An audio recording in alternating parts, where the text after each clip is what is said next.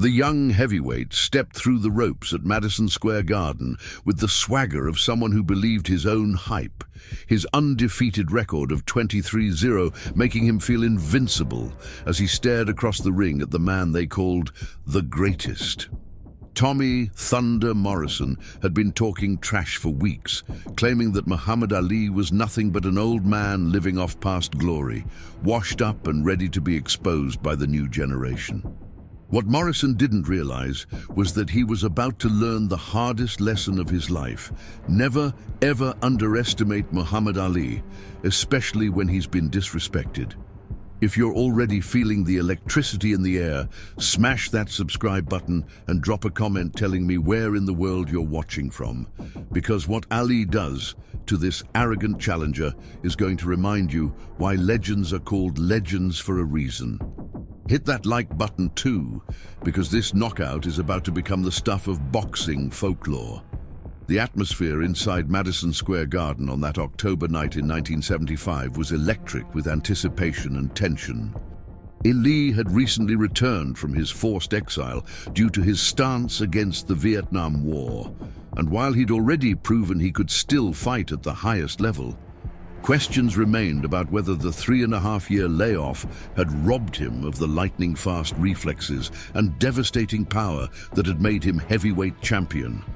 Tommy Morrison, at 24 years old, represented everything that was supposed to be wrong with the new generation of fighters. Arrogant, disrespectful, and convinced that talent alone was enough to overcome experience and heart. Standing 6'2", with a chiseled physique and a left hook that had knocked out 18 of his 23 opponents, Morrison had been carefully managed by his promoters to avoid the elite competition while building an impressive record against carefully selected opposition. "Ali's finished," Morrison had declared during the pre-fight press conference, his voice dripping with contempt as he stared directly at the former champion. "He's 33 years old, he's been out of the ring for 3 years, and he's about to get a reality check from someone who represents the future of heavyweight boxing." Ali, sitting calmly at the opposite end of the table, had simply smiled that knowing smile that had unnerved opponents for over a decade. "Young man," he'd said quietly, "you're about to learn why they call me the greatest, and trust me, it ain't just because it rhymes." The crowd had laughed, but Morrison had sneered, clearly believing that Ali's legendary psychological warfare was nothing more than outdated showmanship from a fighter whose time had passed. Now, as both fighters stood in their corners, receiving final instructions from their trainers, the contrast between them was striking. Morrison bounced on his toes, shadowboxing aggressively and glaring across the ring with the intensity of someone trying to intimidate his opponent. Ali stood perfectly still, his eyes closed, his breathing deep and controlled, looking almost meditative as he prepared for battle. "You see that?" Morrison's trainer, Eddie Futch, whispered urgently to his fighter. "He's trying to play mind games with you. Don't fall for it. He's old, he's slow, and he's scared."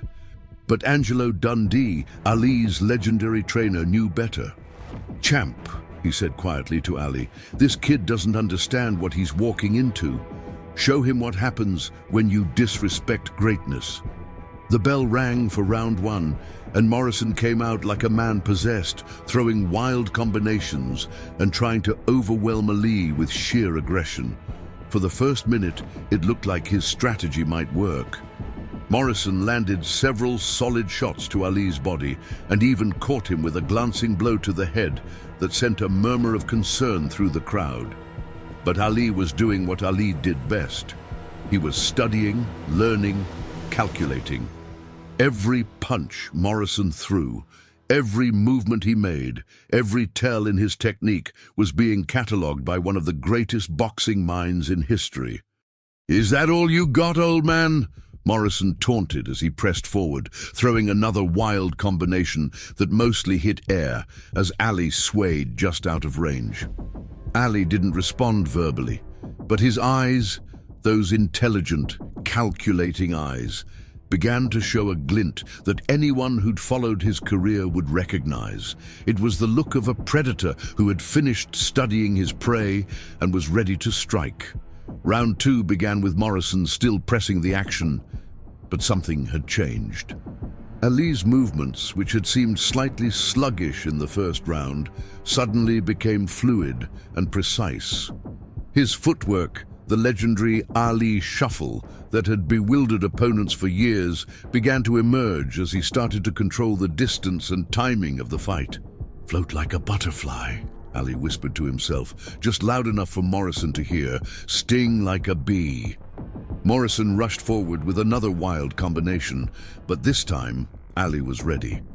He slipped the first punch, ducked under the second, and countered with a lightning-fast jab that snapped Morrison's head back and drew first blood from his nose. The crowd erupted as they realized they were witnessing the emergence of the Ali they remembered, the master boxer who could make elite fighters look like amateurs when he chose to turn on the magic.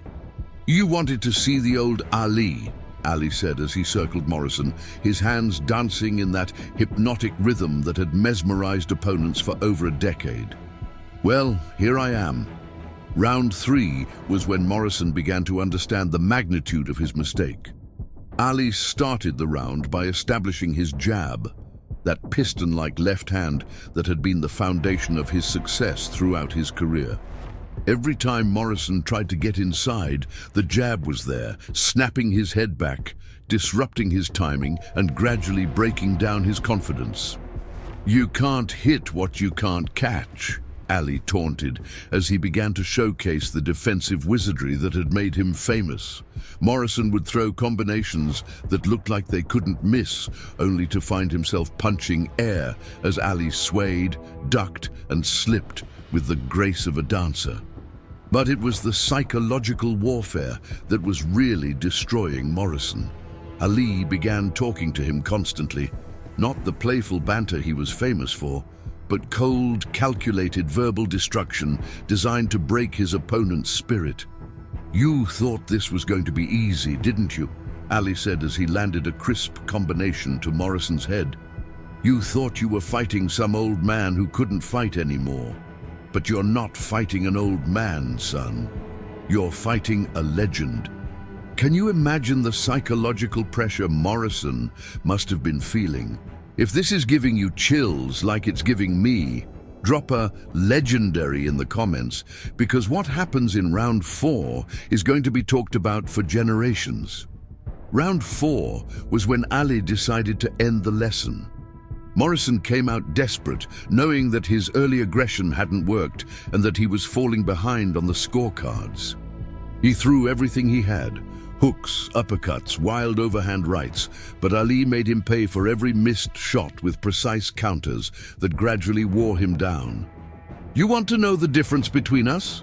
Ali said as he landed a beautiful straight right hand that staggered Morrison. "You fight with anger, I fight with purpose." It was then that Ali began to set up the finish.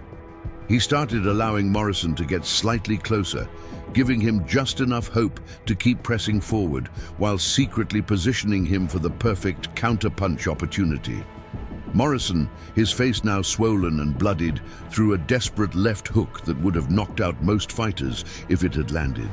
But Ali saw it coming from a mile away. He leaned back just enough to let the punch whistle past his chin, and then, in one fluid motion that seemed to happen in slow motion, he stepped forward and threw the most perfect right hand of his career. The punch landed with the sound of thunder, catching Morrison flush on the jaw just as he was off balance from his missed hook. Morrison's eyes rolled back immediately, his legs buckled, and he crashed to the canvas like a felled tree, his body completely limp before he even hit the ground. The crowd exploded in a roar that shook the foundations of Madison Square Garden. Even Morrison's corner, who had been so confident before the fight, stood in stunned silence as they watched their fighter lying motionless on the canvas. The referee didn't even bother to count. It was clear that Morrison was unconscious before he hit the ground, and the fight was waved off immediately as medical personnel rushed into the ring. Ali stood over his fallen opponent for a moment, not in celebration, but in something that looked almost like sadness. "I tried to tell you, young man," he said quietly, "but you wouldn't listen." When Morrison finally regained consciousness several minutes later, the first thing he saw was Ali kneeling beside him, holding a cold towel to his forehead. "You okay, son?" Ali asked with genuine concern in his voice. Morrison nodded weakly, his earlier arrogance completely gone, replaced by something that looked like awe and respect. "I'm sorry," Morrison whispered, his voice barely audible. "I'm sorry for what I said." Ali smiled, that warm, forgiving smile that had endeared him to millions around the world. "Don't apologize for being young and confident," he said. "Just remember that confidence without respect is just arrogance, and arrogance will get you hurt in this business." The aftermath of the fight was immediate and profound. The knockout, captured from multiple angles and replayed endlessly on television, became one of the most famous moments in boxing history. But it wasn't just the physical knockout that people remembered.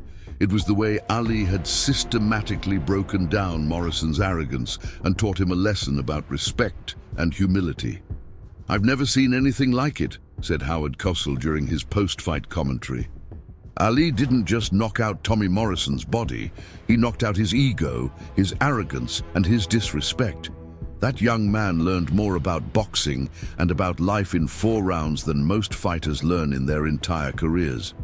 The fight also marked a turning point in how people viewed Ali's comeback. Any questions about whether he still had the skills to compete at the highest level were definitively answered. He wasn't just back, he was back and better than ever, with a new level of ring intelligence that came from experience and maturity. But perhaps the most remarkable part of the story was what happened to Tommy Morrison after the fight. Instead of being destroyed by the devastating knockout, Morrison used it as a catalyst for personal growth. He sought out Ali after the fight and asked if he could train with him, wanting to learn from the man who had humbled him so completely. "That knockout saved my career," Morrison would say years later. "Before that fight, I thought I knew everything. I thought talent was enough. Ali showed me that there's a difference between being a good fighter and being a great fighter. And that difference is respect. Respect for your opponents, respect for the sport, and respect for the craft." Ali agreed to work with Morrison, and over the next several months, he transformed the young fighter from an arrogant brawler into a thoughtful, technical boxer. Under Ali's guidance, Morrison learned to channel his natural talent into disciplined technique, and his career took off in ways he never could have imagined. "Ali didn't just knock me out," Morrison explained during a television interview years later. "He knocked the stupidity out of me. He taught me that being confident and being arrogant are 2 completely different things, and that true confidence comes from preparation, respect, and understanding your craft." The relationship between Ali and Morrison became one of the most unlikely mentorships in boxing history. Ali saw potential in the young fighter that went beyond his physical abilities. He saw someone who could learn from his mistakes and become not just a better fighter, but a better person. "Tommy had all the tools," Ali explained during a documentary about their relationship. "He just needed to learn how to use them properly. Sometimes the best way to teach someone is to show them what happens when they don't listen."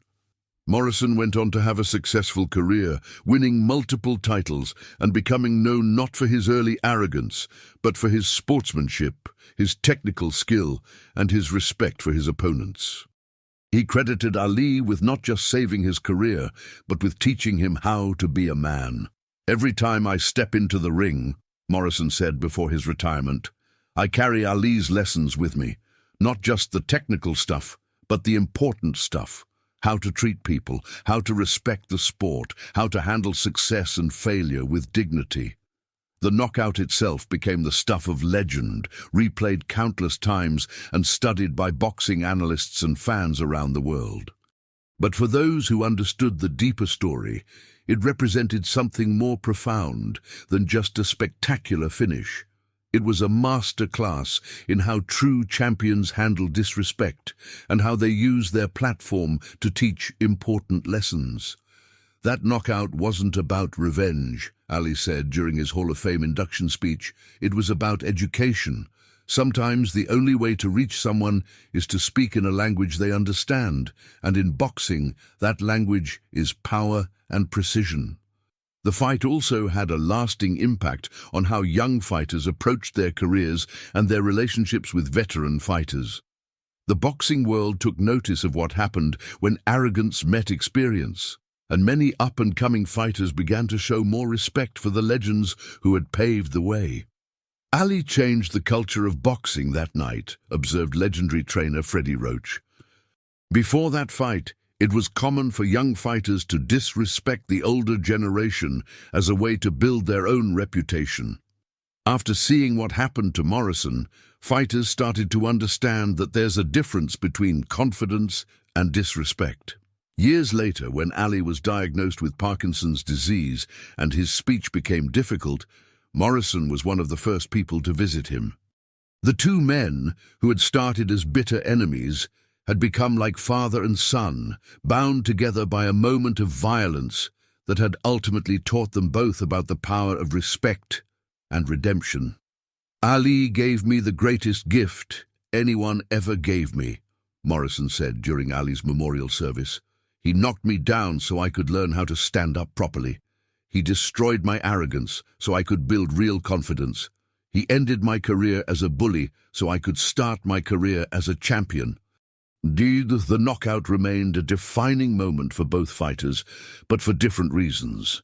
For Ali, it was proof that experience, intelligence, and respect for the craft would always triumph over raw talent and arrogance. For Morrison, it was the moment that changed his life and set him on a path toward becoming not just a better fighter, but a better human being. Today, the fight is still studied in boxing gyms around the world, not just for the technical brilliance of Ali's performance, but for the life lessons it contains. Trainers use it to teach young fighters about the importance of respect, preparation, and humility, while also showcasing the devastating consequences of underestimating an opponent. That knockout teaches you everything you need to know about boxing and about life, says current heavyweight champion Tyson Fury. Respect your opponents, respect the sport, and never let arrogance cloud your judgment, because if you do, you might find yourself on the wrong end of a lesson you'll never forget. The story of Ali and Morrison proves that sometimes the most important victories happen not just in the ring, but in the hearts and minds of the fighters themselves. It shows that true champions are defined not just by their ability to win fights, but by their ability to teach, to inspire, and to help others become better versions of themselves. Have you ever witnessed someone's arrogance come back to haunt them? Do you think there's a difference between confidence and arrogance in sports and in life? Share your thoughts in the comments below, because stories like this remind us that respect and humility are just as important as talent and skill. If this story reminded you that legends earn their status through more than just wins and losses, share it with someone who needs to understand that true greatness comes from lifting others up, not tearing them down.